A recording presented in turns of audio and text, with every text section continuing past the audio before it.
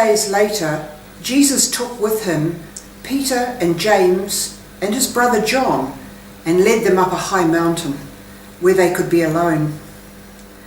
There in their presence he was transfigured. His face shone like the sun, and his clothes became white as light. Suddenly Moses and Elijah appeared to them. They were talking with him. Then Peter spoke to Jesus. "Lord," he said, "it is wonderful for us to be here. If you wish, I will make 3 tents here, one for you, one for Moses, and one for Elijah." He was still speaking when suddenly a bright cloud covered them with shadow. And from the cloud there came a voice which said, "This is my Son, the Beloved. He enjoys my favour. Listen to him." When they heard this, the disciples fell on their faces, overcome with fear. But Jesus came up and touched them. "Stand up," he said, "do not be afraid." And when they raised their eyes, they saw no one, but only Jesus. As they came down from the mountain, Jesus gave them this order: "Tell no one about the vision until the Son of Man has risen from the dead." We might wonder what this is all about. Do we ever see God appearing or hear God's voice coming out of a cloud? And I'm sure that probably 99.9% of us would say, no, we don't. That's not our daily life.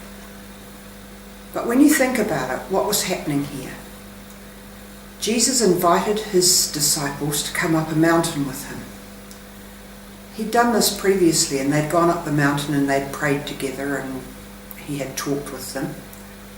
So they probably thought this was another one of his expeditions to get away from the crowds and be alone for a while. And sure it was, but it was something more. Because of their faithfulness to Jesus and their faithfulness to being with him in prayer, something else was revealed to them. And it was the power of God that was revealed to them. And sometimes, not often, but sometimes in our lives, if we're faithful to prayer, we somehow sense that power of God or experience that overwhelming visitation of God.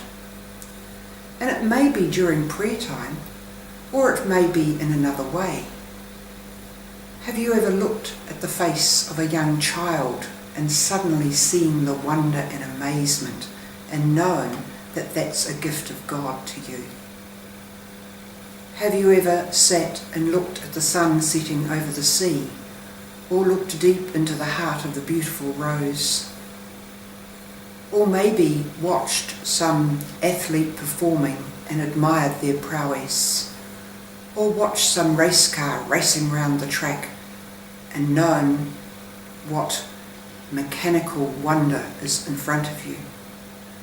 This is all something about the power of God, and indeed the love God has for each one of us. So maybe this week we're being invited to wonder about God in our life and God's presence in our life. May your week be truly blessed.